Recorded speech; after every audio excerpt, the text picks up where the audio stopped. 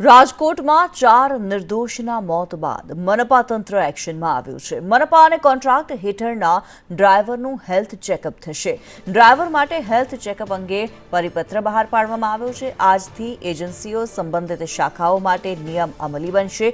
ડ્રાઈવરોની ઉંમર, કામની ક્ષમતા સહિતને લઈને તપાસ કરવામાં આવશે। નોન આલ્કોહોલિક ટેસ્ટ માટે બ્રેથ એનાલાઇઝરથી ચેકિંગ થશે। મયુર સરવૈયા વધુ વિગતો સાથે જોડાયેલા છે। મયુર, શું વધુ વિગતો છે આ મામલે?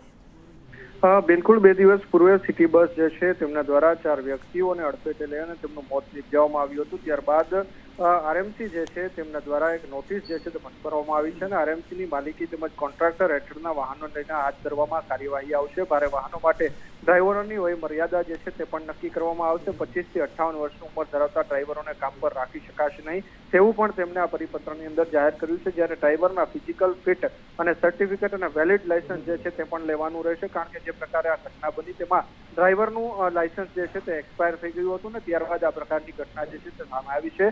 ત્યારે હવે આરએમસી જે છે તે મોડે અત્યારે ઘોડા છૂટી ગયા પછી તબેલા બાંધવા નીકળી હોય ત્યાં પ્રકારનું કાર્યવાહી જે છે તે કરી રહી છે। ડ્રાઈવર પાસેથી 8 કલાકથી વધુનું કામ લેવામાં નહીં આવે તે પ્રકારનું સોગંદનામું જે છે તે એજન્સી પાસેથી લેવાનું રહેશે અને ડ્રાઈવરની ભરતી કરતા પૂર્વે તેનું ડ્રાઇવિંગ લાયસન્સ 2 વર્ષ જૂનું હોવું પણ જરૂરી છે। જી, ધન્યવાદ મયુર આ માહિતી માટે।